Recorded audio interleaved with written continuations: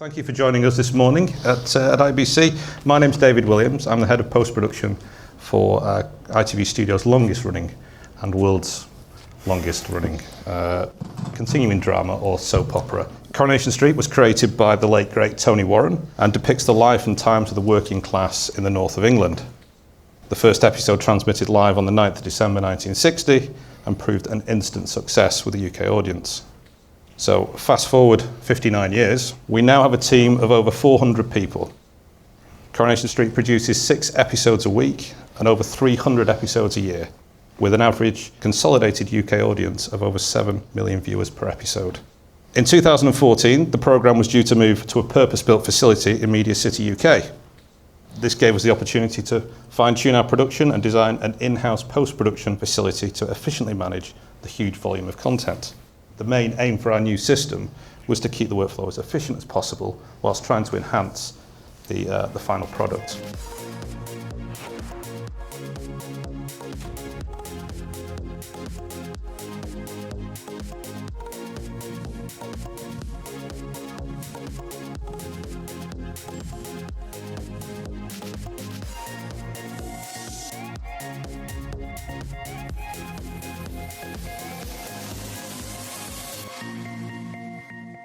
Hi, I'm Stephen Edwards. I'm the colourist here at Coronation Street, and along with editor Tom here, we look after all the finishing of Coronation Street episodes, which includes grading, online fixing, tech reviews, and ultimately file delivery. I grade on a FilmLight 1, and we have, as Dave said, we have a FilmLight Avid on all our edit stations. As a colourist, I work on 4 episodes at a time.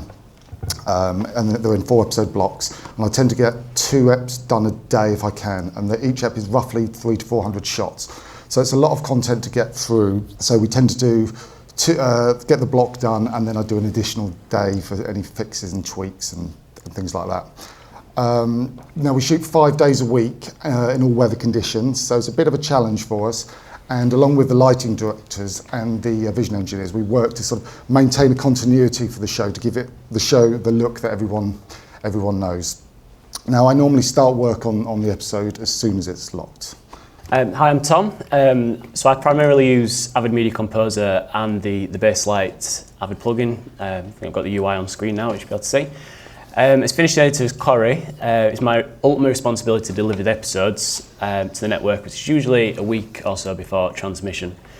Now, the amount of content we turn over and put on television each week, obviously we need to make sure the workflow is airtight, but I'm sure much of our process will be relatable to many post houses, some of which may be here today. FilmLight really allows me and Stephen to work collaboratively and ensure delivery of episodes is always met. Today we're going to walk you through our workflow. But the great thing about FilmLight is there are many ways of doing things, but this is a workflow that has consistently worked for us and helped improve the production values of the show. Now we use FilmLight's AEF round trip and also the BLG file exchange to collaborate on multiple episodes at the same time. Okay, so the show is a mixture of studio shot stuff and location material. I normally start work on it when it's locked, but I can start on it even if it's not locked, and I'll show you later with how we do that. I say this is just some studio stuff, this typical, and all with this sort of stuff, it is kind of lit a certain way. So it's generally, it just needs a little bit of oomph, really. So on my first pass, I would just tend to go through the show, and I can group all the shots together in that studio scene, and I can apply an input grade to it to give it that kind of what some time of day or a feel or whatever. And often it's just a matter of putting a little bit of light coming in through the windows that isn't really there, things like that. Just trying to kind of work my way through it, really. And now I don't use any presets. Because I've been doing the show about 5 years now, and I'm pretty familiar how it should look. But if there is a particular look, what we would tend to do is we'd save it maybe to the gallery, or we'd also save it as a BLG file. That BLG file contains all the grading information, and I can apply that file to a whole scene just as a starting point. So we had an example where someone wanted to give it a very sort of stark look. So every time we went back to that location, I applied the BLG and away we went. the exterior stuff can be quite variable. I mean, a shot like this, as you see, is very dark. We're shooting, we had to get out there and shoot very quickly, and the sun was in and out and they were really struggling. But as you can see, we can bring it up quite nicely to get that kind of nice sort of look on the grade. Sometimes with some of our studio stuff, it might be as simple as just putting a bit of colour back in someone's face. The rest of the scene might be okay, but I'll just put a matte on the face and try and work through it, just so it sits nice and naturally in the scene. The beauty of this workflow is that while Stephen has his first pass, that I can continue my own finishing work on the picture lock sequence. So meeting Ofcom regulations, obviously putting bars and tone on, of course the credits. And I'll also look through the sequence and raise any avid effects, like for example a camera stabilizer, and also mix down any third-party plugins onto the effects layer in Avid. FilmLight does read speed changes, doesn't it, Stephen? Yes, it does. Yeah, I mean the speed changes, any resizes come through via the AF, and I can either adjust them if need be, or when I send the AF back to Tom, it strips them off. So often it's the director peace of mind when they get into the viewings. They might suddenly move that scene around, and the intention is different, and they send it to me. Can we make that match in with the thing? So what I would do is I would grade that scene. It will get sent to our offline editor, and they apply that, and then that grade then travels right through the workflow back to me. So if I'm happy with the grade, it's done. So it's just a really useful thing to be able to do. At this point as well, I'll also go through the markers and assess any potential fixes that have been requested from the editor, or the craft editor, or the producer director on the block. Some fixes may be quite simple in terms of, I don't know how well you're going to be able to see this, but if you just notice there's a boom shadow behind the character on the right hand side.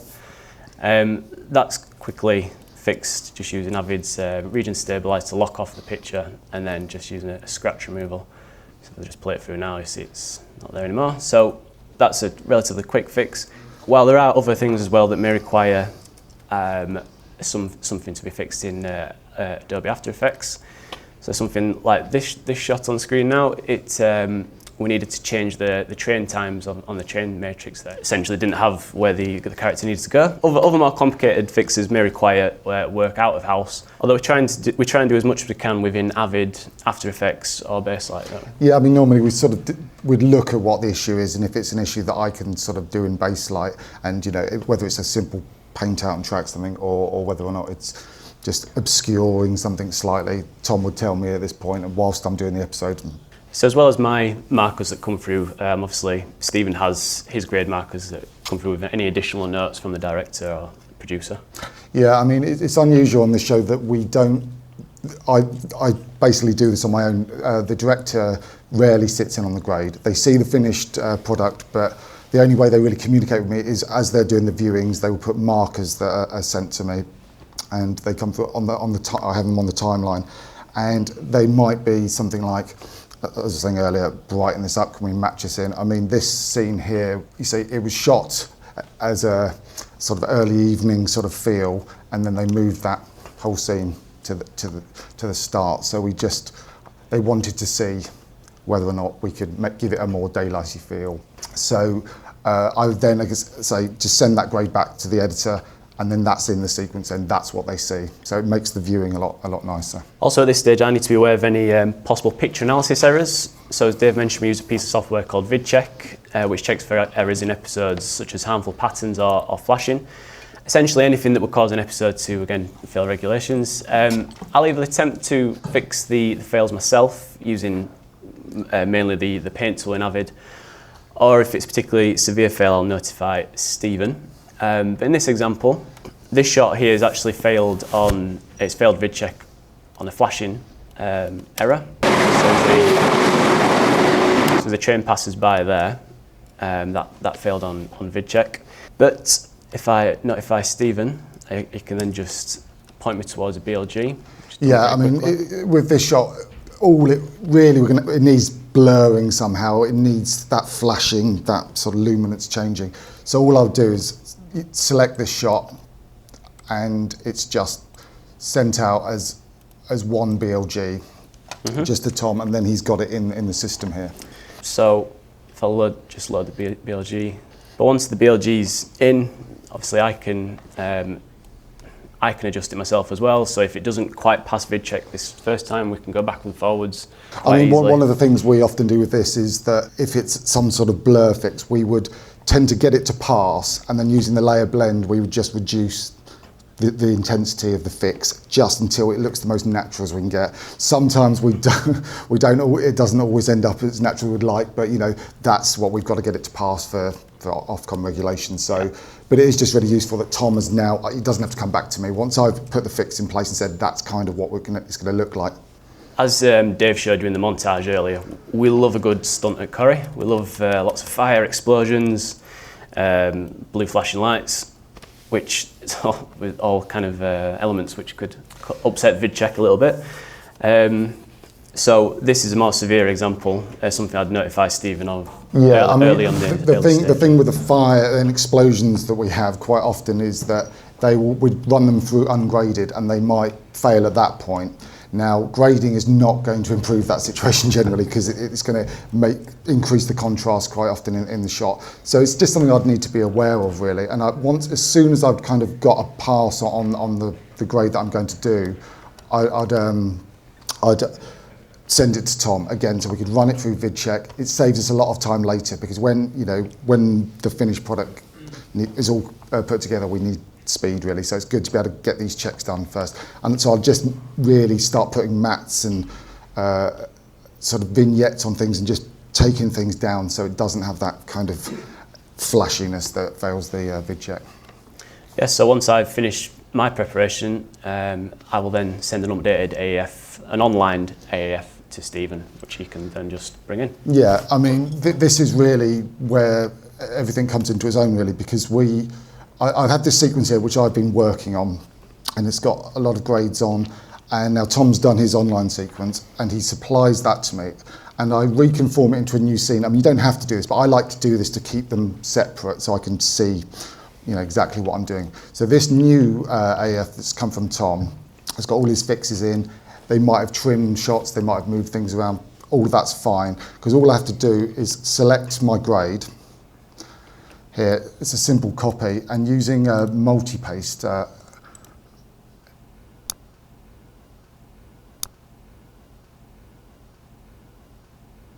can just paste the grades in, and as you see, instantly all the grades are there, all the keyframes, all the layers, and I've then got a new sequence with those grades. What I've tended to do really is on my first pass, I've kind of balanced everything out and I've made everything look good. But on the second pass, what I can start really, because I've done that quite quickly, I can start sort of looking into it a bit more and getting some fixes done and things like that. I mean, shots like this is interesting because the actor had some blood on his chin in previous shots, but then they've moved this scene around, so it's gone now in the next one. So they wanted to know if I could get rid of it.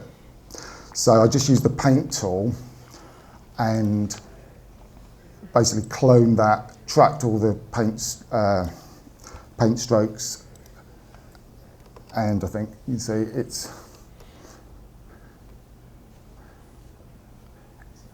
just to be able to do that is really useful and it's really quick. I mean, there are other ways of doing it. I mean, on this particular, I've just, again, taken it out, using a slight blur and tracking that shot. For example, this shot, it was quite dark, and one of the problems on Corrie is because it's shot multicam, they often don't get the lights in the eyes, the sort of, and they lose a bit of fill sometimes. So what I was trying to do here, get her eyes there just to bring them up, and as you see, just track that around, and it's really quick and easy. And you see, it just gives a little bit of, and it's got a little sharpen on there as well. And also, when you look at the original shot, you can see here that there's a bit of shine on the skin tone, so we can just put a layer in there and just blend it in to give it a nicer, smoother skin tone. And then I might just do again a slight soften and another layer. And the beauty is now all this stuff is in the AF, is in the BLG information that goes back to Tom. So I can really go through the episode now and start to really sort of get into it. And on the second pass, I might give it more of a kind of a mood. You know, I might start taking things down, making sure there's more of a continuity of mood for the whole of the ep. If it's a night scene, making sure that we gradually take the whole ep down to a nice evening. But so when I'm happy with the episode, all I've got to do is export the whole episode back to Tom as an AF. And this is just sending back metadata. It's just another AF effectively. We're not creating any new media. So it's a very quick process, and it means we can really quickly go back and forth. I mean, the AFs are small files, and this back and forth of the AF is really the cornerstone of our workflow. Yeah, so now I've got my fully prepped sequence and Stephen's completed the grid. I just need to add it. So I've brought in the AF here a little earlier on, and if I could just overwrite what I've got there, you can see the grids now on the sequence. I can step between the shots, move between it in the UI. If Stephen's not quite happy, because often Stephen will just bob in the room and say, "Oh, what's that? Let's just knock that up a little bit," and he can make a little adjustment. Absolutely, yeah. I mean, that's really useful. And the other good thing is so I just look at this point in the sequence, you'll see there's also a missing scene. Now, sometimes we have, as with any show, I'm sure, we have editorial changes that mean the ep is reordered, scenes can be omitted at the last minute, or new scenes added at the last minute. And also, in this scenario, there's been a note from the producer that said that we need to move a scene from before the part. They want it a little further up now. So all I'll do with that is provide Stephen with a new AF, and he can begin work on that straight away. Yeah, I mean, as Tom says, when I get the reordered sequence back from him, it will have all the grading information on it. So I don't really need to worry about anything else in the show, unless it's been reordered to a point where, like this happened in this scenario, where they've moved a scene to make it more nighty. But I would have, like, this is the missing scene. So again, it would just need a fairly simple grade on this, match it into whatever's done before, you know, and just grade all of those shots. And then I'll select those, and because what I would do at this point is I wouldn't send a new AF back to Tom, because there's no need to do that. We can actually just send the BLG files for these particular shots. And so it's even quicker than the AF really. And so I would have the grade on all of these shots, and then I would look at this this night shot. So it was shot for day. So what they asked me to see if they could do is if we could give it a sort of dusky feel, and to do that, to do a sort of fairly quick fix. Could we get some lights on it? Could we get some lights in the car and things like that? So I'll show you roughly what we've done here. So you see, I've got some lights in the car and the two cars coming around here, and then there's some lights, these street lights here, you see, and the light in the window. Again, you know, we don't have the time to really do anything more complicated than this, but it is really useful that we can just get that kind of shot and suddenly go from that to that. And I think it's quite, shows you that we, you know, even with our material, which is, you know, is AVC 100, we can still push it quite a way and bend it and push it around. So once I'm sort of happy with these, taking these shots down to sort of a more dusky feel, all I'll do is send these BLGs out to Tom. And you see there's 12 selected shots, so I'll export that to Tom now. So if you want to have a look at that now. Yep, so all I need to do then to add a lens, I just need to drop a filler layer on Avid, which I've done here. Just a FilmLight effect, just go into the UI again. And then all I need to do is just point at the BLG, essentially. Yeah, I mean, the lens is another way, it's a way that Baselight for Avid can effectively point at multiple BLG files. And the beauty of this is, once Tom has got that, once he's set that lens up, if he then shows that to the the director, they might say, oh, he's gone too far, he's not gone far enough. If they haven't come in to see me, lift it up, warm it up a little bit or something, give it something a bit more brighter. And then if I send that BLG back to Tom, the moment he reloads the lens on Baselight for Avid, the grade will change because it will always be looking for the latest version of the grade. So you can have multiple versions of the grade within the lens. But it is just really useful because if you step to the bus stop scene as well, you'll see that missing scene as well. It's all now got a grade on it. And again, that really is useful for us now because at this point, when we're up against time, if I've done a fix and I've gone home, Tom can just cycle through any versions that are there really and get exactly what they're after. So as you can see, our workflow enables us to exchange graded information very quickly without actually creating any new media or rendering. Now, Baselight allows us to be both adaptable and reliable. At this point in our workflow, I would prepare the sequence for final review with Stephen's grade in place. Yeah, I mean, again, this is, from a colorist point of view, this is the point really where they're seeing the work. They're seeing if it works for them, if they're happy with it. Now, mostly they are, obviously, but they do come in sometimes, and they will sit with me at that point, and there might be a specific scene, and we'd go through the grade. If it was wholesale changes, I'd send Tom a new AEF. But if it was just one shot, again, send that BLG. He's got the lens activated, and it will be with him straight away. And that's really useful, isn't it? I think, because it's. Because it doesn't hold up the grading suite, and I think that's the real sort of, from my point of view, that previously when anything needed changing, it would come back into the grading suite, and I'd do it, and then it would go back out. Whereas now, really, because all of the grading information lives within Avid and it's replicated in the UI there, Tom's got all the layers, and I might often just pop in and add a layer, a bit of desat on that shot.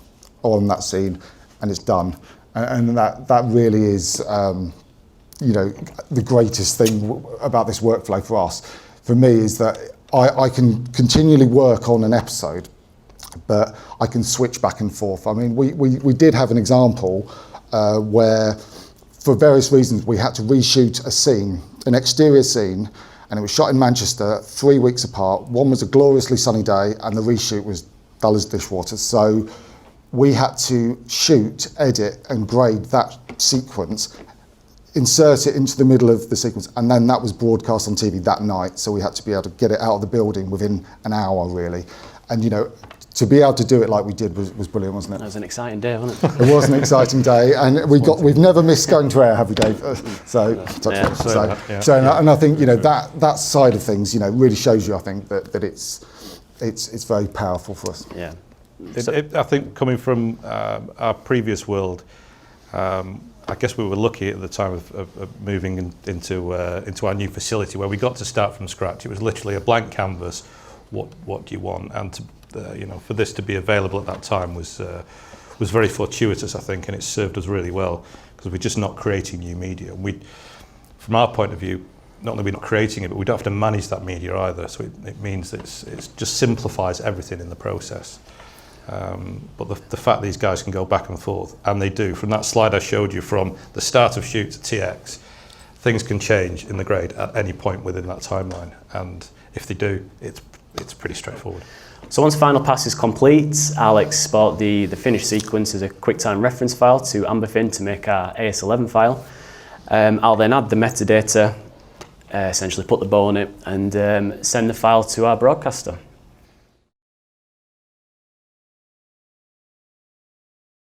So we record onto ingest servers, so we don't record in camera, we record onto ingest servers at AVC Intra 100. Okay. So our reason for doing that is, again, just the volume of media. We had to come up with a balance of what is manageable, what it dictates the whole workflow. And also it's the UK delivery codec, so for HD. So we kind of work backwards rather than work forwards. Briefly explained at the start, we've got Avid ingest servers. So we're currently on airspeeds. I know the fast servers are out these days, but we're on airspeed 5500, so they take four feeds in, from the studio. We also have Coronation Street itself, we class as an outdoor studio in a sense, because we take feeds directly into a gallery. We take 4 feeds in. That goes onto the airspeeds. Within a few seconds, that's transferred onto Avid Nexus storage, and then it's copied again onto another Avid Nexus storage that we have elsewhere for our disaster recovery. So, but for the editor's point of view, they have access to the content that's shot within the facility at Coronation Street within seconds, literally seconds. Traditionally, Coronation Street was always legalised. Everything was shot video legal. Okay, so we're coming in video legal, and then it's in base like working full range, and then it's going back out video legal. But yeah, with base grade, no, we're not doing it like that. I'm just using that as another. I just noticed a few of them in it, but you did mention sometimes maybe an Alexa might come in on a location unit. Would you try and do more with that because you can, or would that make it not? Oh yes, absolutely. With Alexa material, yeah, we would. We're doing something at the moment, and we're trying to sort of push it a lot more. So if we got something shot on a different camera or a different format, we would try to restrict that within, so it would be a whole scene, not just a shot. So the scene may look different, or we might do something either side of that scene so it doesn't jar. Quite often it's for a specific reason or a storyline, or a reason that the director feels that he needs to use that. The way the workflow would always be at the end of the episode, I would send. I mean, we could send it all as BLGs, to be honest, but the way we've done it and it works and we're sort of happy with it is the AAF. We send the whole episode as an AAF, so Tom's always got the whole episode. The reason for using the BLGs would be in between sending things, or at the end, if there's like in that example earlier, there's only a short scene. There's no need to send a whole AF because it's only 5 shots in a scene, 6 shots in a scene, and because Tom's got the lens activated in Avid, it will just load onto that scene there. Thank you.